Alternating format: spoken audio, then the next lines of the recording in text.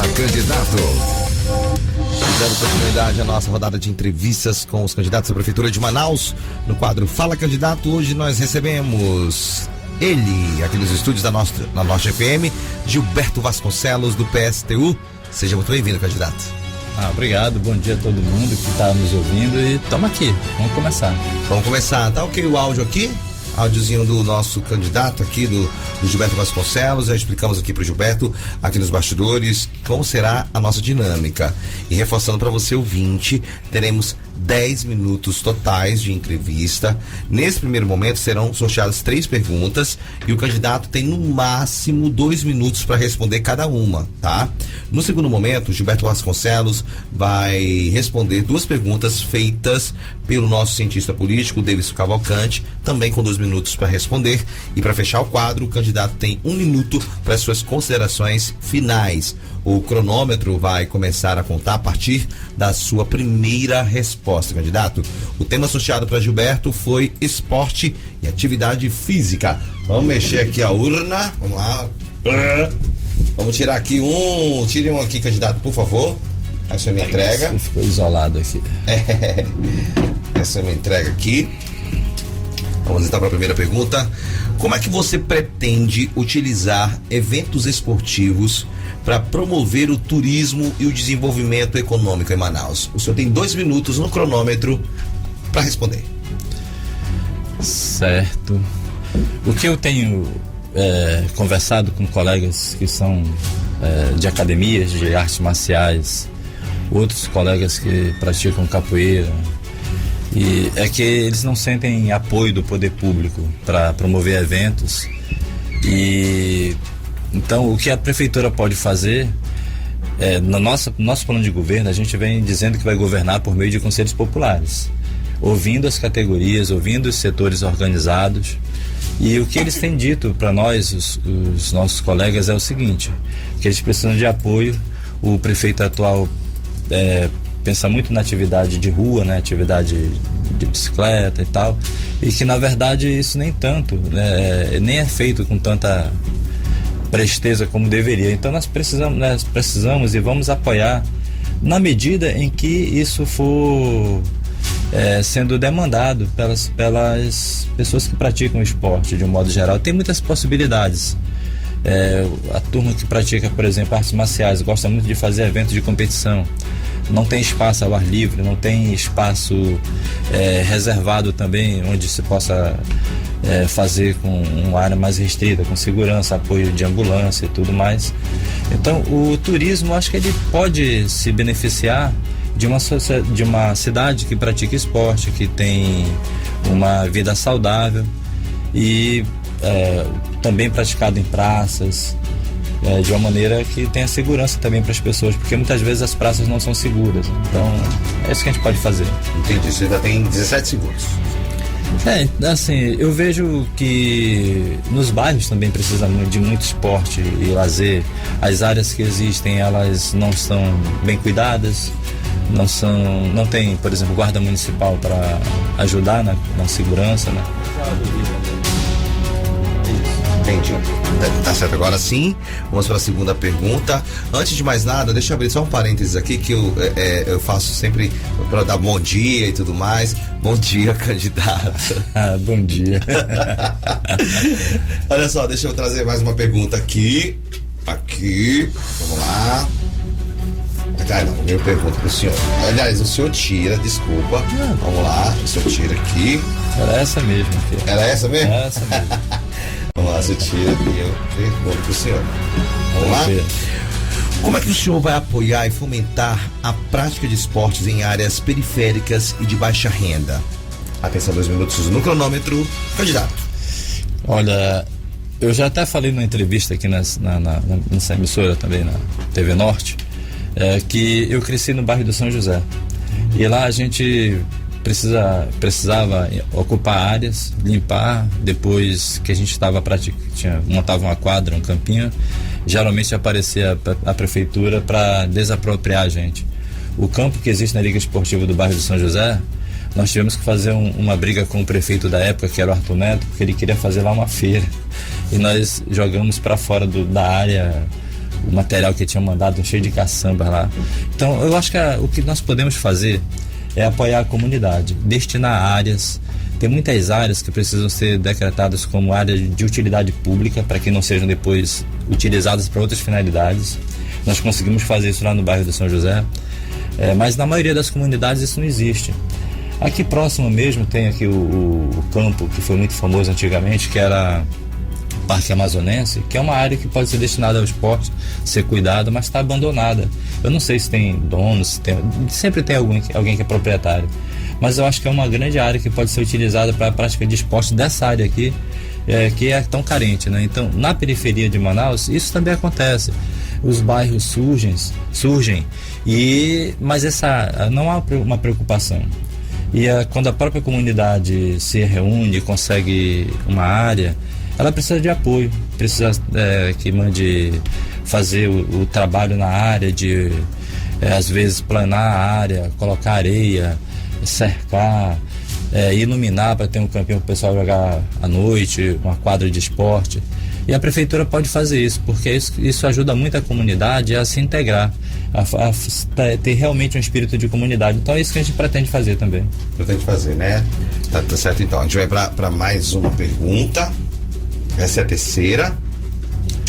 Vamos lá, então. O candidato pode tirar aqui. Pega essa aqui. Aí, sim. Show. Vamos lá. Você tem planos para a realização de campanhas de conscientização sobre os benefícios da atividade física e promoção de estilos de vida saudáveis? Atenção, 2 minutos no cronômetro. Sim.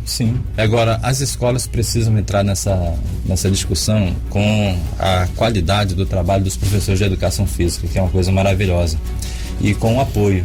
Eu sou professor e a maioria dos meus colegas de educação física, eles se viram nos 30 para tentar fazer alguma coisa, porque às vezes tem bola, é o único material que tem, mas não tem espaço adequado. Muitas vezes a área do refeitório da escola vira uma quadra e aí atrapalha inclusive as aulas. Então precisa construir escola que tenha área para que a prática esportiva ela seja fomentada desde cedo, para que as crianças consigam entender a importância para a saúde física, mental. Porque a educação física ela não cuida só do corpo, ela cuida da mente também das pessoas. Então, isso é muito importante. As escolas, elas podem ser utilizadas, inclusive desde a creche, porque tem algumas creches que existem em Manaus, elas são adequadas, mas a maioria não são adequadas, são cercados de concreto, onde as crianças são colocadas sem contato com a natureza, sem o desenvolvimento das habilidades que deveriam ter, dos contatos que precisam. Depois, no ensino pré-escolar, isso se reproduz e as crianças vão crescendo cada vez mais sem o contato e sem o estímulo que deveria ter. Então isso prejudica bastante. E isso vai refletir numa sociedade que cresce sem saber a importância da atividade física, desenvolve problemas físicos, também problemas emocionais, dificuldade de relacionamento. Então tudo isso precisa ser cuidado. E os especialistas sabem, o pior de tudo é que as autoridades sabem disso desde sempre. Não é de hoje, ninguém está inventando a roda, mas não fazem. Por quê? Porque isso precisa de investimento, isso precisa de vontade política e de gostar da comunidade, gostar do povo. E aí, esse aqui é o problema também, que muitos políticos não gostam do povo. Tá certo, falou no tempo certo. Agora a gente vai com o Davidson Cavalcante, que tem 2 perguntas pro senhor. Davidson. Bom dia. Bom dia, Bruno. A gente já não sabe mais qual é bom dia, boa tarde, né, Davidson? Com essa fumaça que tá saindo, né? Eu acredito muito que o poder público pode ajudar em muita coisa, mas vamos lá, candidato. O senhor vem de um partido de esquerda, né? Um partido que tem uma história principalmente de luta com os trabalhadores, e hoje a gente vive uma polarização ainda muito grande. Manaus é uma capital que respira ainda muito um DNA de direita, de extrema direita, e a gente percebe quanto a esquerda tenta muitas vezes unir uma candidatura e muitas vezes um projeto que não funciona. Que eu me recordo, Manaus ainda não teve um prefeito totalmente alinhado à esquerda. Como é que o senhor, como candidato a prefeito de um partido que está muito mais à esquerda do que à direita, pretende convencer esse eleitor que, inclusive na periferia, segundo dados recentes, ainda se fosse votar, não votaria num candidato de esquerda, mas preferiria votar em um candidato mais à direita? Por exemplo, como é que o senhor furaria essa bolha que ainda existe hoje em Manaus? 2 minutos. Cara, muito obrigado pela pergunta, porque veja só, eu tenho clareza, eu sou do PSTU, o PSTU é um partido de quadros, nós estudamos política semanalmente, todos os dias, não só durante o período da eleição, e eu tenho clareza de uma coisa: só existem 2 projetos para a sociedade, porque o capitalismo está numa fase regressiva, terminal, que a gente chama de fase imperialista, e o projeto da ultradireita é um projeto de restringir liberdades, de ditadura, de violência, de não respeitar as pessoas como seres humanos. E o projeto da esquerda revolucionária é um projeto de libertação. Esse é o projeto do PSTU, um projeto de libertação, pessoas vivendo plenamente, desenvolvendo suas capacidades plenamente, combatendo todo tipo de preconceito, de opressão. Esse é o programa do PSTU. Agora, entre esses 2 polos, existem o que se convencionou chamar de esquerda moderada, direita, esquerda. Esses projetos são projetos falidos, porque historicamente já ficaram para trás. Eles eram projetos que se desenvolviam na época do capitalismo ascendente, em que se podia fazer reforma. Hoje, partidos como o PT, por exemplo, é um partido que promete reforma, mas não faz reforma, porque não existe espaço na economia. E sem romper essa lógica que vem sendo implantada, não tem como mudar nada. A mesma coisa são os que prometem reforma pelo lado da direita, dizendo que o problema é apenas a corrupção, o problema é apenas alguém que não tem uma certa ética. Também estão enganando a população, porque o problema principal, por exemplo, de países como o Brasil, é que esse ano até julho, 115 bilhões de reais foram enviados de remessa de lucro para o exterior para as empresas multinacionais. A Petrobras, que é a grande produtora de combustível, ela vende gasolina a preço de dólar para nós e nós recebemos em real. Ou seja, é um tipo de situação em que a classe trabalhadora não tem saída se continuar nesse sistema. Tempo no relógio, Davidson Cavalcante.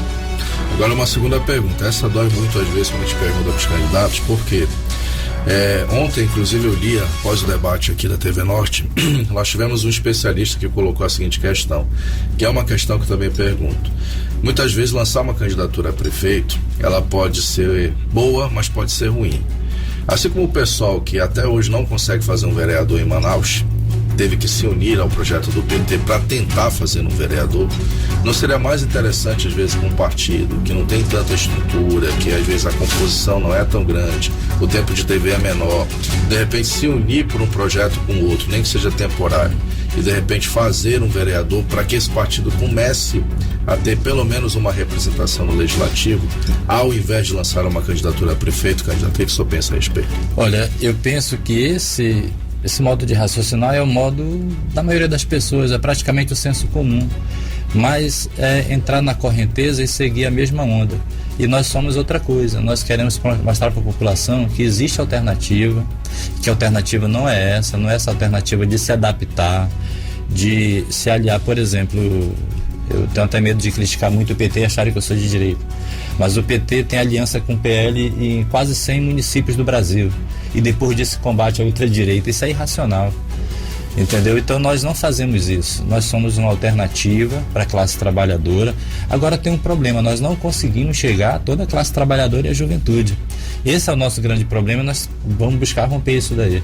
O PSTU é um partido de quadro muito, muito qualificado, nossos militantes, sinceramente, eu elogio porque realmente tem uma qualidade muito alta, temos projetos, sabemos o que fazer.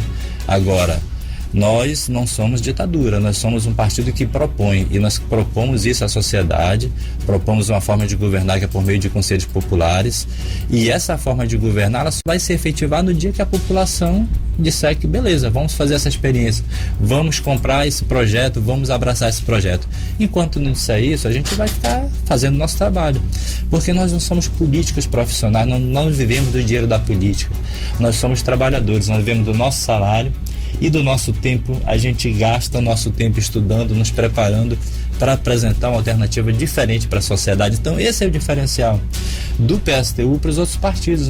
Nosso partido, por exemplo, nós não vivemos do dinheiro do governo. Nós utilizamos porque, embora seja pouco, é útil. mas nós vivemos da nossa militância, da nossa cotização mensal, que nós sustentamos o partido. Nós dizemos no nosso partido que quem paga a banda escolhe a música, e por isso o PSTU mantém-se do jeito que é. Tá aí, certinho no tempo. Obrigado aí, Davis Cavalcante, nosso analista político. Daqui a pouco volta também para falar sobre análise. Eu já tenho 1 minuto para suas considerações finais, e a gente aproveita, né, para falar sobre o debate de ontem, que viralizou, falando da fumaça que vivia da Palestina e tudo mais. Se eu quiser explicar aí nesse 1 minuto pra gente, a gente agradece. 1 minuto no relógio. Bom, primeiro eu me enrolei porque pouco tempo não dá para explicar. Mas olha, a quantidade de bombas jogada na faixa de Gaza equivale a 6 bombas atômicas de Hiroshima.